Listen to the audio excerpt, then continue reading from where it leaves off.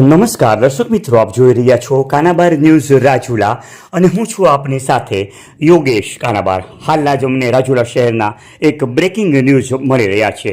રાજુલા શહેરમાં ભારે વરસાદ અને પવનના કારણે વાઈફાઈ ટાવર ચોથા માળેથી ઉડ્યો. રાજુલા શહેરમાં સાંઈબાબાના મંદિર પાસે આવેલી કન્યાશાળા નંબર 2નો વાઈફાઈ ટાવર પવનના કારણે ઉડ્યો.